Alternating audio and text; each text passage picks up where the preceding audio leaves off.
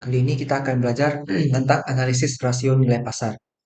Berikut beberapa capaian pembelajaran yang diharapkan setelah mempelajari materi ini: mengidentifikasi definisi dan konsep dasar dari rasio nilai pasar, menjelaskan jenis-jenis rasionya, membedakan antara rasio nilai pasar dengan rasio lainnya, menafsirkan hasil analisis rasio, menerapkan rumus-rumus, membandingkan dan evaluasi kelebihan dan kekurangan, mengevaluasi efektivitas dan kepraktisan penggunaan rasio, merancang model atau alat analisis untuk meningkatkan pemahaman dan prediksi pasar berdasarkan rasio nilai pasar.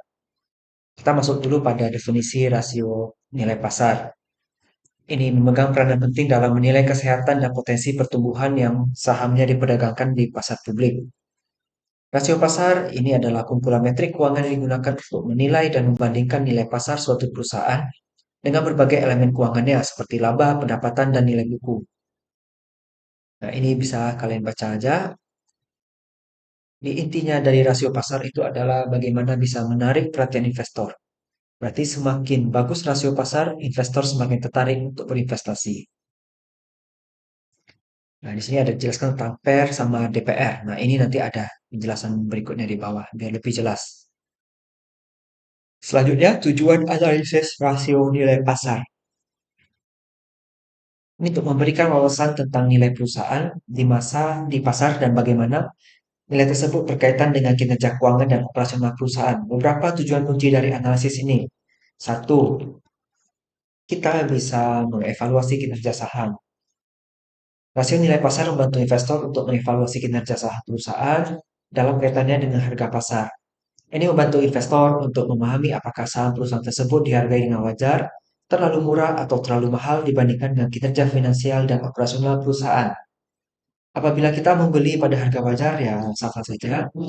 Kalau kita membeli pada harga murah, berarti kita untung. Tapi kalau kita beli pada harga mahal, ya kita sebenarnya rugi. Tapi itu semuanya kembali pada persepsi investor. Yang kedua, penilaian investasi. Ini memberikan informasi yang berguna bagi investor untuk menilai apakah saham suatu perusahaan layak untuk diinvestasikan dengan membandingkan rasio nilai pasar dengan saham sejenis atau dengan industri secara keseluruhan. Yang ketiga, sebagai pembanding kinerja, rasio nilai pasar memungkinkan perusahaan membandingkan kinerja antar perusahaan sejenis.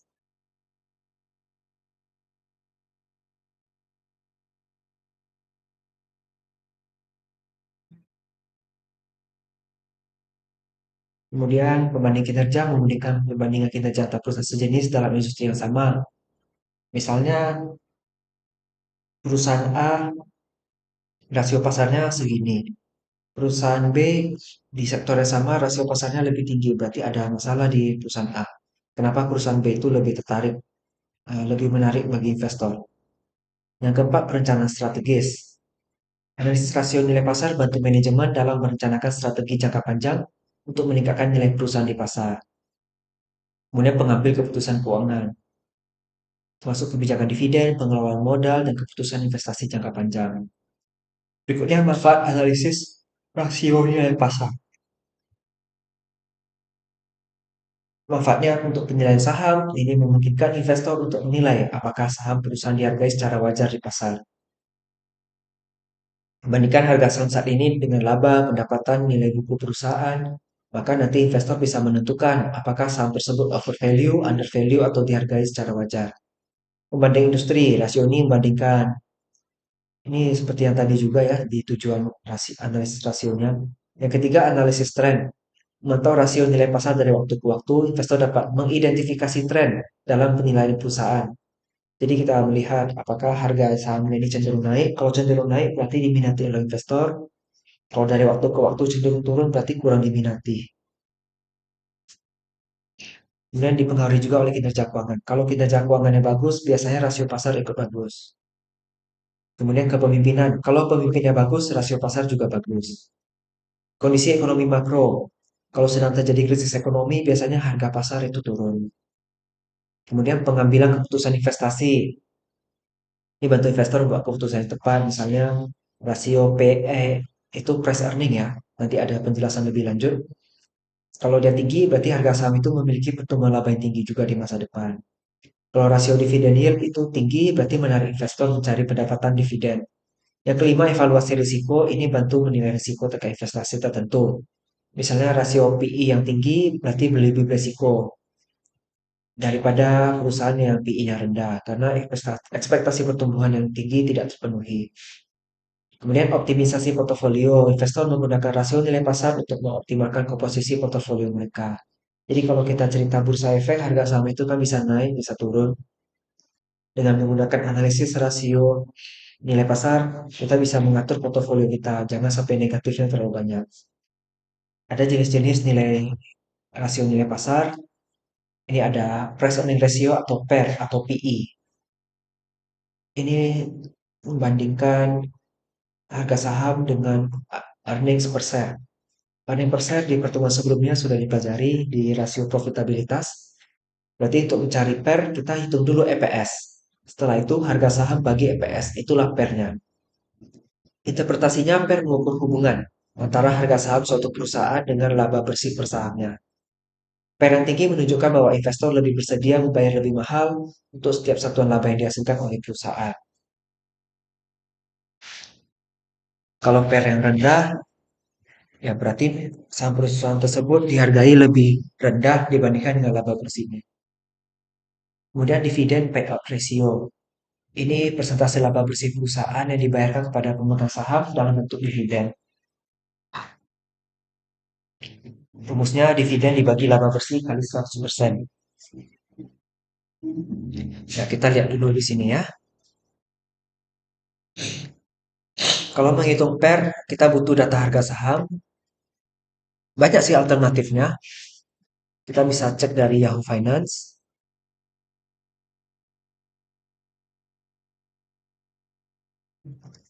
Nah, di sini kita ambil contoh Astra ya, berarti AALI kodenya. Ini dia. Kita tinggal search di sini. Ini udah muncul tapi nggak apa-apa. AALI.JK. Muncul Astra Agro Lestari. Titik JK menandakan Jakarta karena kita di Indonesia. Karena ini kan Yahoo Finance untuk seluruh dunia. Nah, kita lihat historical data. Misalnya kita mau cari data, kita lihat mau daily bisa, mau weekly bisa, mau monthly pun bisa. Silakan aja diatur. Ini historical price ya. Kemudian tanggalnya silakan diatur mau dari tanggal berapa sampai berapa. Ini data sejak perusahaan IPO sampai hari ini itu masih tersedia di sini. Jadi bisa di-download. Kalau download nanti jadi bentuk Excel dia. Nah, kita mau hitung misalnya ini kan 31 Desember 2023. Kita cari. Nah, berarti kalau monthly agak sulit. Kita coba daily aja. Cari yang 31 Desember 2023. Ini dia. Kalau nggak ada 31 berarti kita mundur ke 30. Kalau masih nggak ada mundur ke 29. Kalau masih nggak ada mundur lagi ke 28. Pokoknya hari terakhir di bulan Desember. Harga sahamnya 6844. Ini ya. Ada dua alternatif ini. Bisa pakai close, bisa pakai adjusted close. Kalau pakai close, berarti yang di kolom yang ini. Dia 7025. Kita langsung aja hitung 7025 dibagi. Rumusnya kan harga saham dibagi dengan earning per share. Earning per share kita hitung dari laba per lembar saham. Nah, kebetulan di sini sudah langsung dihitungkan nih laba per dasar saham. Langsung aja kita bagi 548,61. Berarti nilai pernya adalah 12,8. Arti dari 12,8 ya berarti kita harus lihat rata-rata industri juga ya. Kalau misalnya rata-rata industrinya 15, berarti pernya lebih rendah dari rata-rata industri. Ini saham perusahaan tersebut dihargai lebih rendah jadinya. Tapi kalau misalnya hasil 12,8 ini dan rata-rata industrinya adalah 10, berarti per ini lebih tinggi per perusahaan Astra. Jadi investor bersedia bayar lebih mahal untuk setiap satuan laba. berarti harganya lagi mahal. Nah, kemudian yang dividen, interpretasinya berarti dividen dari laba bersih yang didapat perusahaan. Kalau dividen rendah itu perusahaan lebih milih untuk menyimpan sebagian besar laba untuk investasi. Kalau DPR tinggi berarti DPR-nya dia lebih banyak aktif membagi labanya dalam bentuk dividen. Kalau ini tidak sulit, dividen kita langsung bisa lacak di sini. Ada dividen ya. Kita beli dividen kas 2023. Berarti ini 813.589 dibagi, lihat rumusnya. Laba bersih. Berarti kita cek di laba rugi. Laba bersihnya adalah yang ini. Laba tahun berjalan. Dibagi 1088.170 kali 100. Berarti dividen payout ratio-nya 74,7%. Artinya apa? Sebesar 74,7% laba dibagikan dalam bentuk dividen. Ya, ini tinggi juga ini ya. Kemudian dividen yield. Dividen per saham dibagi harga saham. Nah, kalau dividen saham, dividen per saham.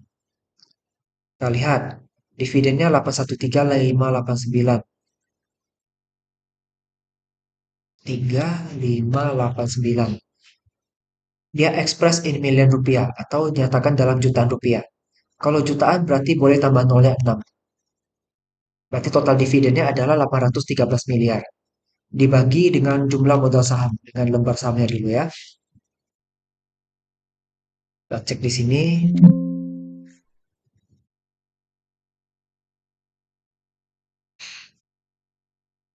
Nih, ada 1.900.000 sekian.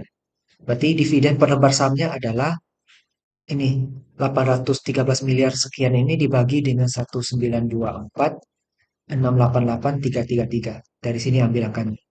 Ini adalah jumlah lembar saham. Nah, ini 422 per lembar saham. Ini namanya dividen per share atau dividen per lembar saham. Kalau dividen per lembar saham berarti satu lembar kepemilikan saham bisa mendapatkan dividen sebesar 422,7 rupiah.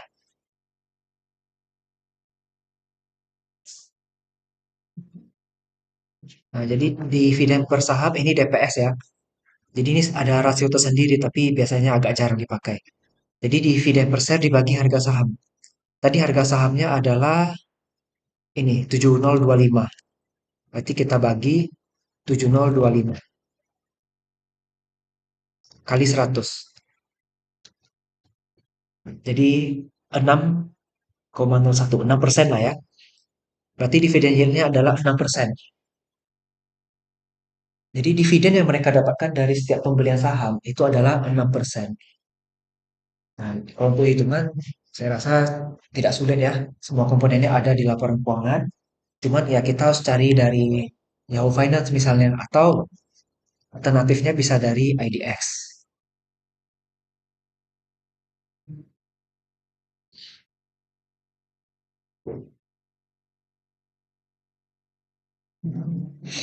Data pasar, ringkasan saham. Nah inilah dia. Tinggal kita set waktunya berapa, tanggal berapa. Ini misalnya ALI atau ZBRA ada. Kalau mau undur nanti dalam bentuk Excel dia. Nah, kita lanjut lagi. Ada kelebihan dan kelemahan analisis rasio nilai pasar. Ini ada kelebihannya sederhana dan mudah dipahami. Ya, ini jelas ya. Harga saham tinggi, ya berarti harganya mahal. Banyak investor yang suka, makanya mahal. Menggambarkan persepsi pasar.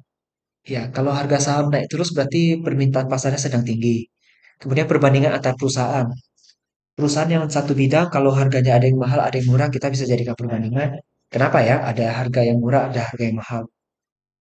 Indikator kepuasan investor. Ini jelas kalau nilainya tinggi berarti investor puas. Refleksi nilai masa depan. Kalau nilainya tinggi di rasio nilai pasar ini, berarti masa depan perusahaannya boleh dikatakan bagus. karena pemodalnya banyak, orang banyak yang suka, orang banyak yang beli. Tapi kalau perusahaan yang nilai pasarnya cenderung stagnan di angka Rp50 per lembar, itu biasa masa depannya agak kurang terjamin. Kalian nanti bisa cek sendiri beberapa perusahaan yang harga sahamnya Rp50. Itu sleeping stock atau saham tidur namanya. Kemudian ada beberapa kekurangan analisis rasio ini tergantung pada faktor pasar. Ini jelas kalau misalnya terjadi krisis atau terjadi isu global, itu akan langsung bisa berubah banyak itu. Bisa naik tinggi atau bisa turun anjlok. Kemudian ketidakstabilan harga saham, ya ini kan ada fluktuasinya. Misalnya tiba-tiba terjadi pengumuman peningkatan suku bunga, itu biasanya anjlok harga sahamnya. Kemudian tidak memperhitungkan faktor fundamental. Iya, rasio ini tidak membandingkan faktor-faktor dasar dari laporan keuangan, karena kebanyakan mainnya di dalam harga saham. Analisis rasio sudah kita pelajari seperti likuiditas, solvabilitas, rentabilitas, aktivitas, itu kan semuanya fundamental namanya. Karena menggunakan data dari laporan keuangan. Kemudian rentan terhadap manipulasi ini kalau ada insider trading, ada intervensi pasar. Misalnya ada sekumpulan orang yang mengumpulin dana untuk menaikkan harga saham atau menjatuhkan harga saham secara sekaligus. Ini bisa. Kemudian insider trading itu tidak boleh, itu kriminalitas namanya. Ibaratnya kalau yang ngumpulin dana itu bandar ya. Kemudian tidak mencakup aspek non-keuangan. Nah, ini jelas ya. Tidak mencakup aspek non-keuangan seperti merek, resiko, faktor lingkungan, sosial, dan lainnya. Ini ada perbandingan analisis rasio pasar dengan analisis rasio keuangan lainnya. Kalau rasio nilai pasar itu fokus pada harga saham, melibatkan faktor-faktor pasar, menggambarkan persepsi pasar, ini kaitannya dengan teori efisiensi pasar. Kemudian membandingkan nilai dengan harga. Biasanya nilai buku yang dibandingkan. Kalau nilai buku lebih murah dari harga pasar, berarti mahal perusahaan itu. Tapi kalau nilai buku lebih mahal dari harga pasar, berarti perusahaan itu harganya lagi murah. Nilai buku tahunya dari ekuitas. Ekuitas, total ekuitas dibagi jumlah lembar saham, dapatlah nilai buku per lembar saham. Nanti dibandingkan dengan si harga saham yang di Yahoo Finance atau IDX. Kalau analisis rasio keuangan lainnya, dia fokusnya pada kinerja finansial saja, fokusnya pada data keuangan. Kita bisa mengidentifikasi kekuatan dan kelemahan perusahaan dari sisi finansial, dan dia memberikan gambaran keuangan yang lebih komprehensif karena memang betul-betul keuangan yang kita lihat. Faktor yang mempengaruhi nilai rasio pasar. Ada kinerja keuangan, kalau kinerjanya bagus, rasio pasar juga akan ikut bagus. Kemudian prospek masa depan. Jika investor percaya perusahaan punya prospek pertumbuhan baik, maka harga saham akan naik. Kemudian kondisi industri. Industri tempat perusahaan juga memainkan peran. Kalau perusahaannya punya cabang di luar negeri, itu kan lebih kuat ya biasanya. Berarti rasio pasarnya akan lebih bagus. Kemudian sentimen pasar. Ya ini kan ada kondisi makro juga ya. Kemudian kepercayaan investor. Misalnya kalau perusahaan kena skandal, ya sudah, nanti investor akan cabut sahamnya karena tidak mau investasi di perusahaan yang beresiko. Nah, makanya muncul yang nomor 5 risiko perusahaan. Kalau perusahaannya beresiko tinggi, ya investor berharap dia bisa mendapatkan premium dari saham yang dia beli. Karena high risk, high return. Kemudian kebijakan dividen. Kalau dividen yang dibagikan besar, berarti investor mau biasanya. Dia akan berbondong-bondong beli, nanti harga saham akan naik. Kemudian ada manajemen perusahaan, regulasi, dan peristiwa eksternal seperti politik juga bisa. Faktor yang dipengaruhi rasio nilai pasar ada harga saham, ini jelas sekali, ekspektasi, kapitalisasi, nilai perusahaan, daya tarik investasi, dan keputusan investasi. Ini semuanya cukup jelas ya. Udah sambil dijelaskan juga tadi pakai contoh-contoh yang sebelumnya. Pengumpulan dana, ya ini kalau kita mau nebitin saham baru, kalau perusahaannya bagus, investor akan berbondong-bondong untuk ngantri beli saham perusahaan tersebut. Kemudian daya tawar perusahaan, negosiasi, kemudian kepercayaan pasar juga. Nah, kita bisa meningkatkan rasio nilai pasar itu melalui peningkatan kinerja keuangan. Kita tingkatkanlah kinerja kita biar rasio pasar kita bagus. Prospek masa depan ini biasanya kita bisa bikin berita. Tahun 2025 kita akan bangun pabrik baru di kota mana. Akibatnya, investor yang mendengar berita tersebut senang. Berarti prospek masa depannya bagus, dia mau beli. Berarti nilai pasarnya akan naik. Kemudian dividen ini sangat jelas. Transparansi dan komunikasi. Ini diungkapkan melalui pengungkapan laporan keuangan dan laporan keberlanjutan. Semakin transparan, semakin bagus, investor makin senang, harga saham akan ikut naik. Kemudian manajemen risiko efektif, ini jelas ya, kalau pandai kelola risiko. Kemudian strategi komunikasi, citra perusahaan, ini terkait dengan legitimasi ini. Kalau perusahaan ini sangat aktif dalam kegiatan sosial, bisa aja ya menarik para investor yang sifatnya filantropi, dalam artian yang suka menyumbang gitu. Nanti bisa bagus juga harga sahamnya. Kemudian strategi pengembangan bisnis, ya misalnya nambah lahan, atau bikin inovasi produk baru dan sejenisnya. Kemudian keunggulan kompetitif, ya kita dibanding pesaing lain, kita punya nilai lebih, itu biasa harga saham akan lebih bagus. Kemudian kepatuhan dan tata kelola perusahaan yang baik, ini jelas ya. Kalau yang mengelolanya adalah direktur yang berpengalaman, pendidikannya bagus, itu biasanya harga saham juga akan ikut naik. Ini ada kesimpulan, bisa dipelajari, dan ini ada beberapa pertanyaan diskusi untuk mendukung pemahaman mengenai analisis rasio nilai pasar. Sekian materi tentang analisis rasio nilai pasar, semoga dapat dipahami dengan baik.